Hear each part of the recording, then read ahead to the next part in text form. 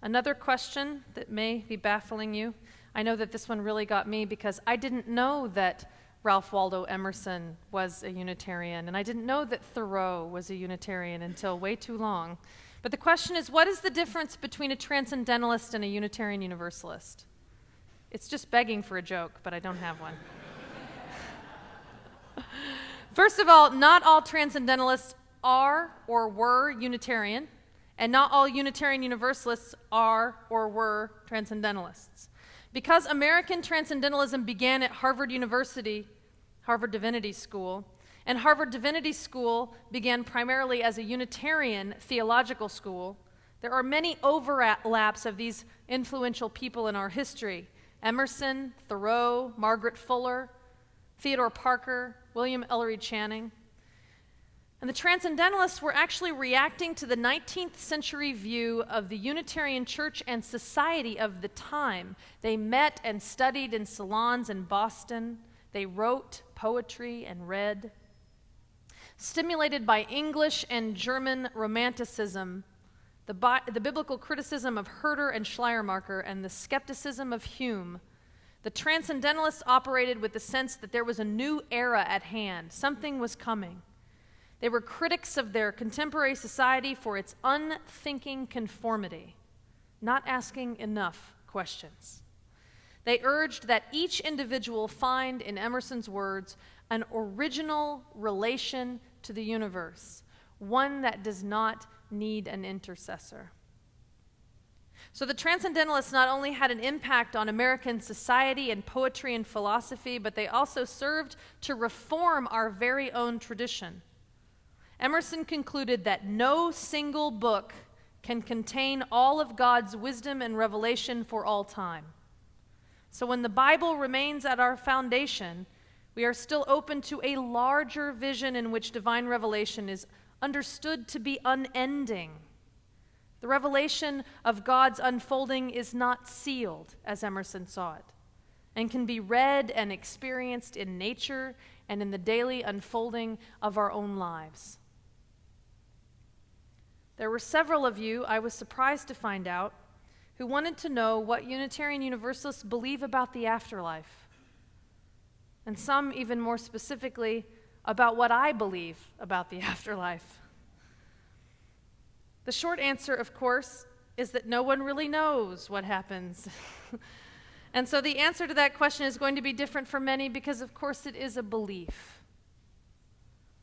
But I want to respond with a tradition of this church that I find very moving and very appropriate. In our memorial service liturgy, it says, "Even though we sit in the presence of a great loss and are saddened by what we face, we are nevertheless assured that there is a spirit alive in this world, a love made manifest in the lives of those that touch one another, over which death has no dominion. It is a light which no darkness can extinguish." And later in our liturgy for memorial services, in the prayer it reads, "O God, in whose eternal love rests the spirits of all thy children, we praise and bless thy name for the great company of those who, having walked with us in this life, have gone before us into thy world of light." What is it about light? It weaves its way in metaphor through our liturgy. And one of the questions I received was about this very metaphor. Why not darkness? Why not returning to the darkness? From the dark we've come, into the dark we'll return. For me, this metaphor of life, of light, is about the hope and love of those who are gone that remains with the living. We can see light in the eyes of the living, in the eyes of those who have known love, those who love and whom have been loved.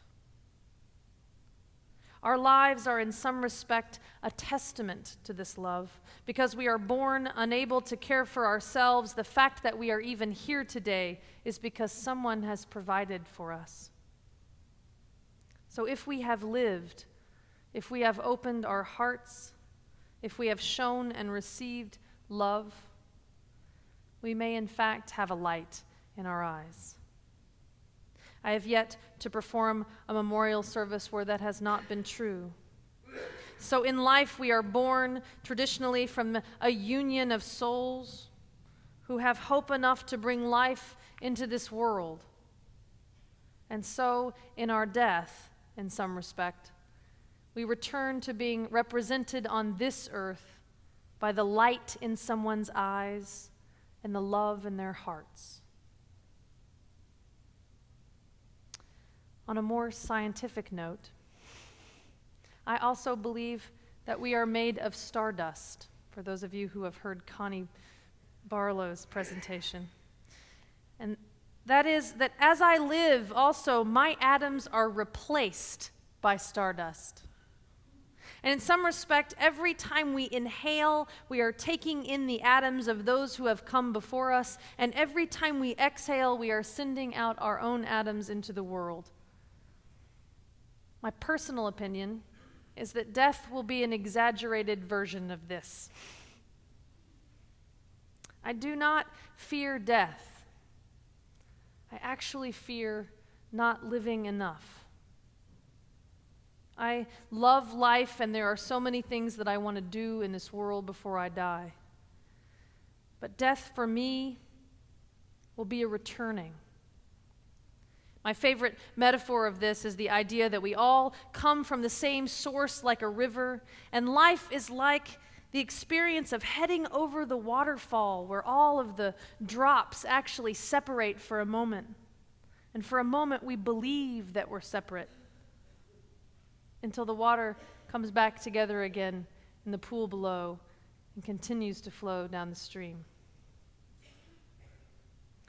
There were many incredible questions which I received that will influence our sermons for the upcoming year.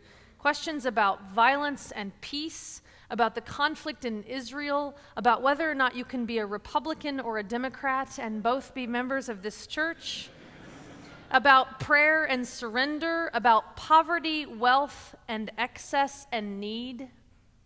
You can expect entire sermons on those questions. What I want to end with, however, is this. My answers to the complexity of life's questions, to the unending paradoxes that present themselves, come from living my life in religious community. They come from an experience of engaging life's most difficult questions in the company of those whom I love and respect, in the company of those who will hold me accountable to the values that I purport. And worship, for me, is like a microcosm of life's experience itself. It is a slice of life infused with humility, crafted with intention, that contains the wise words of those who have come before. It is a meditation on our lives, an act of creation, an offer of prayer, a glimpse of the world's beauty through the weaving of music and silence and ideas. It is a reminder of hope for our own ideals and an opportunity to recommit to the yeses in life. And so I thank you for the opportunity to respond from my heart about that which you really want to know. It is through this dialogue, this rich and heartfelt, real contact that does not skim the surface, but that dives deep into what really matters to us, that will draw us closer and closer to God.